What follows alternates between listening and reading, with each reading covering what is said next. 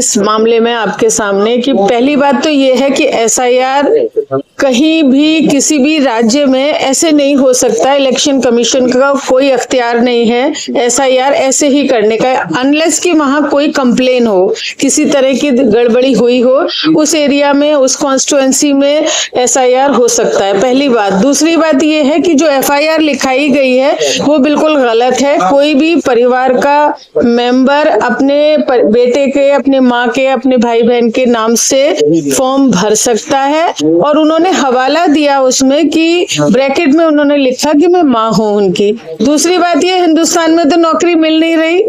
जब हिंदुस्तान में नौकरी नहीं मिल रही तो भाई कोई ना कोई विदेश में काम करने जाना है, अपने पेट पालने के लिए, अपने परिवार को पालने के लिए एक मजबूरी है। और तीसरी बात ये है कि जो ये एसआईआर निष्पक्षता से हो, और हमने मांग ये की थी कि इसका समय अवधि बढ़े, क्योंकि कोई नौकरी पे गया है, कोई बीमार है, कोई कहीं और व्यस्त है, तो उसे पूरा मौका मिलना चाहिए ताकि वो अपने नाम को दर्ज करा सके सूची के अंदर। एक लास्ट सवाल, संसद में जो है वंदे मातरम पे बहस हो रही है, तो देश के जरूरी मुद्दे हैं उन्हें छोड़कर, तो उस पर आप क्या कहना चाहते हैं? देखिए, भारतीय जनता पार्टी चुनाव के लिए हर हथकंडा अपनाना जानती है। 150 साल के बाद वंदे मातरम पे सदन में चर्चा होने का कोई औचित्य नहीं है। सब लोग वंदे मातरम को, उस वक्त जब वंदे मातरम लिखा गया था, बंकिम चंद्र चट्टोपाध्याय जी ने जब इसकी रचना की थी, तो ये इसके पीछे भावना थी कि देशवासियों के अंदर एक मतलब देशभक्ति की भावना को पैदा किया जाए। आज उसकी कोई ऐसी आवश्यकता नहीं है कि उस पर चर्चा हो, क्योंकि बंगाल में चुनाव है इसलिए चर्चा हो रही है वंदे मातरम पर।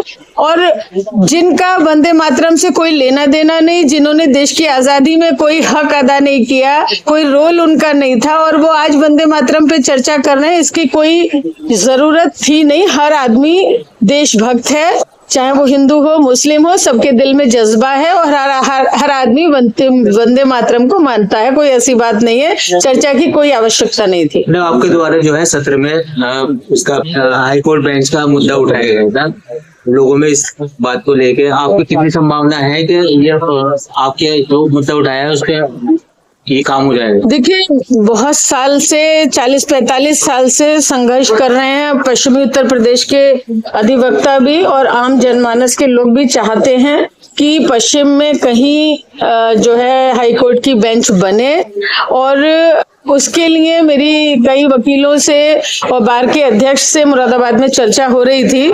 मेरा उनसे ये कहना है कि ऐसे आधे अधूरे मन से मत मांगिए बेंच को। अगर बेंच को मांगना है तो चाहे सड़कों पे उतरना पड़े, चाहे भूख हड़ताल करनी पड़े, अगर कोई चीज मांगनी है तो दमखम के साथ मांगिए, तभी मिलेगी। ऐसे चर्चा होने से बात नहीं बनेगी।